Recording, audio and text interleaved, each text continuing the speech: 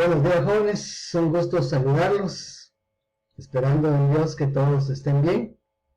El día de hoy pues vamos a iniciar nuestro trabajo con una retroalimentación de los temas vistos. Pues entonces continuamos. El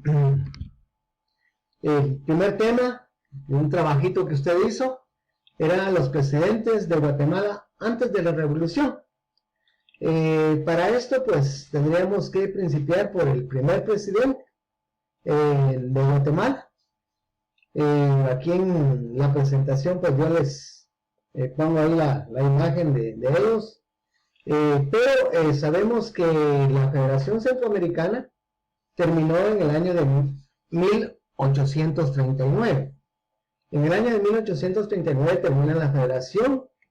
En el año de 1847, Rafael Carrera, ya como jefe de Estado, funda la República de Guatemala. Rafael Carrera, cuando ya queda Guatemala como república independiente después de haberse separado de la Federación, repito, en el año de 1847, pues él es el primer presidente de Guatemala. Y decíamos en el tema anterior pues que él fue el último jefe de Estado y el primer presidente de Guatemala. Entonces Rafael Carrera gobernó, es conocido su periodo de gobierno como el régimen de los 30 años, pero él no gobernó los 30 años, pero después de su gobierno, él dejó el poder en manos de Vicente Serna, que continuó su régimen, y por eso es conocido como el régimen de Rafael Carrera. Pero Rafael Carrera, decíamos, no gobernó en los 30 años, unos 18, 20 años aproximadamente. Entonces iniciamos con Rafael Carrera, Rafael Carrera, con el régimen de los 30 años, aunque después de él, decíamos, siguió Vicente Serna. Luego este régimen pues fue derrocado por la Revolución Liberal, que decíamos en el desarrollo del tema, que no se le llamó revolución, se le dio el nombre de Revolución Liberal, pero realmente no fue una revolución como tal, ni liberal como tal. Simplemente fue un movimiento de reformas al país. Como decíamos en el desarrollo del tema, algunas buenas y algunas malas. Entonces, después de Vicente Serna, derrocaron el régimen de los 30 años, Miguel García Granados, que gobernó de 1871 a 1873, es decir, 2 años. Justo Rufino Barrios gobernó de 1873 a 1885. Es para que usted vaya, estoy haciendo esto para que usted vaya sacando las cuentas, que en ese tiempo pues eran golpes de Estado, se perpetuaban el poder con dictaduras. Esta fue la característica de estos presidentes antes de la revolución. Después de estos dos personajes que realizaron las reformas de 1871, sigue Alejandro Sinibaldi. Él fue provisional, solo estuvo 5 días en el poder. Luego Manuel Lisandro Varías, de 1885 a 1892, 7 años aproximadamente. Y luego José María Reina Barrios, de 1892 a 1898. Luego sigue Manuel Estrada Cabrera. Manuel Estrada Cabrera, de 1898 a 1920, él estuvo 22 años en el poder. Yo les dejé esta tareita para que vieran ustedes que en ese tiempo pues no había un plazo fijo como hoy lo miramos en nuestro sistema electoral, sino que habían golpes de Estado, quienes se quedaban en el poder por mucho tiempo. Luego Carlos Herrera, que estuvo 1 año, 1920 a 1921. Luego José María Orellana, aproximadamente 5 años, de 1921 a 1926, luego Lázaro Chacón, de 1926 a 1930, luego Manuel Orellana, y concluimos con Jorge Ubico.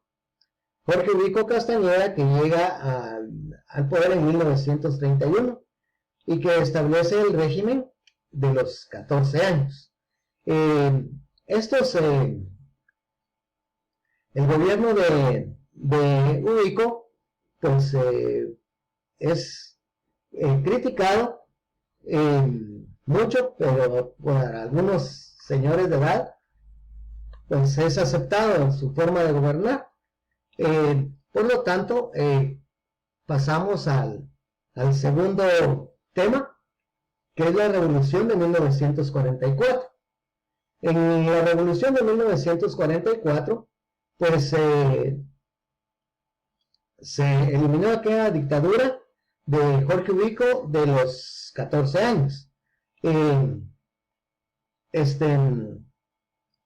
Vamos a principiar por definir qué es revolución. Hablamos de revolución y muchas veces no tenemos claro la definición de lo que es una revolución. Pues una revolución es un cambio social. Es organizado, es masivo, es intenso, es repentino para la alteración de un sistema político, generalmente político o económico. Pero en este caso vamos a hablar para la alteración de un sistema político. Entonces decíamos que en Jorge Ubico se llega al poder en 1931 y se mantiene por 14 años en su gobierno. Su gobierno pues es un gobierno dictatorial, con persecuciones, encarcelamientos, torturas, hasta el extremo de fusilar a sus rivales políticos. Él no permitió desde ningún punto de vista la democracia. Él concentró todo el poder en sus manos, creó muchas leyes, como la ley contra la vagancia, la ley de vialidad, y con estos dos pues implantando un sistema de trabajo forzado. Es decir, el gobierno de Jorge Ubico pues desesperó a la gente. Se organizó un movimiento cansado ya de tanta tiranía en el país y que lo derrocó. Y esa fue la revolución de 1944. ¿Qué fue la revolución de 1944? Pues la revolución fue un movimiento cívico-militar que puso fin al régimen de Jorge Ubico. Eso fue la revolución de 1944. Un movimiento cívico-militar que puso fin al régimen de Jorge Ubico, o le decía más conocido como el régimen de los 30 años. Después de esta revolución, pues surgieron en la historia de nuestro país dos gobiernos muy importantes que se les llamó gobierno de la revolución. Dentro de ellos pues mencionamos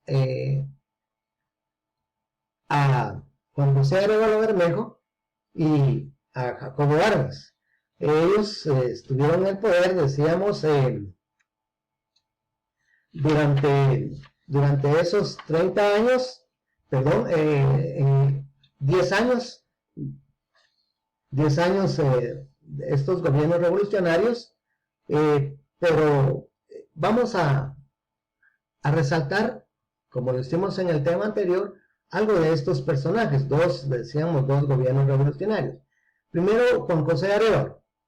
Juan José Arevalo, que gobernó de 1945 a 1951, pues dejó muchos legados a nuestro país.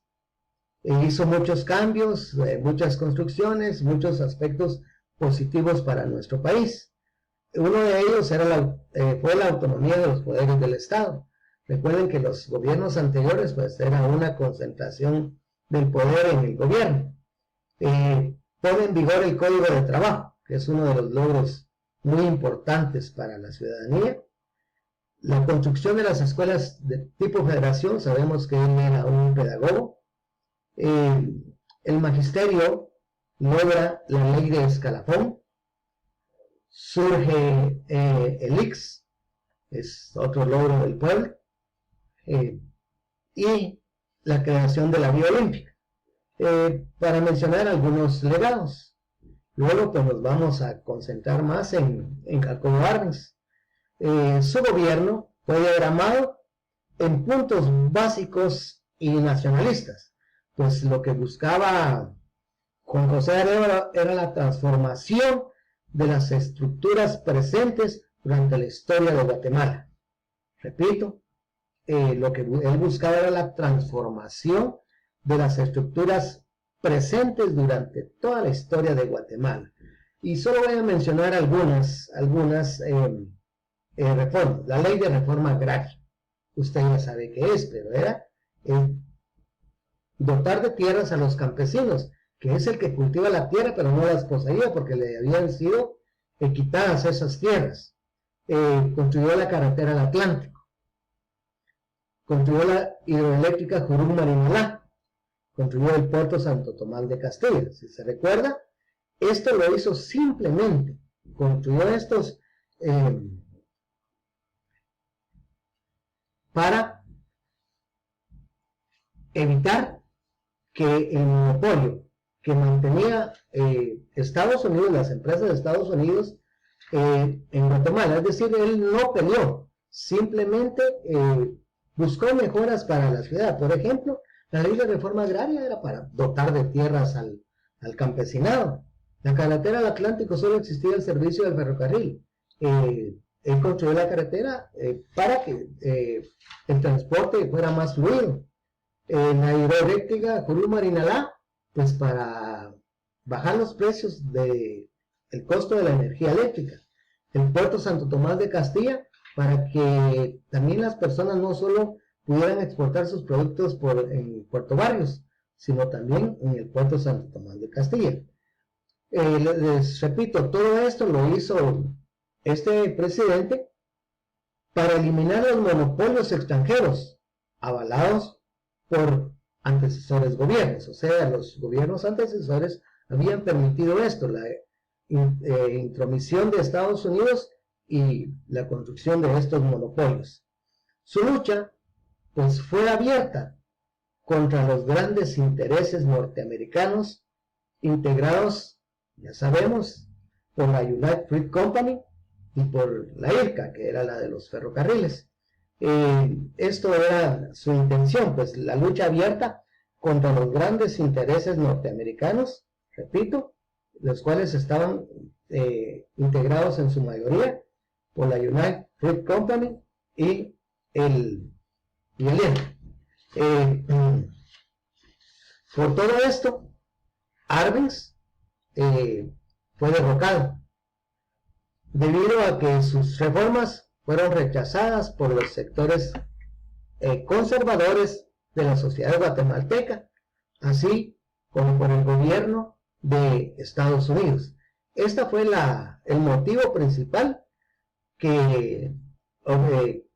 por el cual Jacobo Arbenz fue derrocado. Repito, fue derrocado debido a que sus reformas fueron rechazadas por los sectores conservadores de nuestro país y así como por el gobierno de Estados Unidos, pues al quitarle estos monopolios pues era una gran pérdida para ellos, pero un gran beneficio para nuestro país. Le digo, este fue el principal motivo. Me voy a detener un momentito aquí para inmediatamente continuar con los siguientes temas.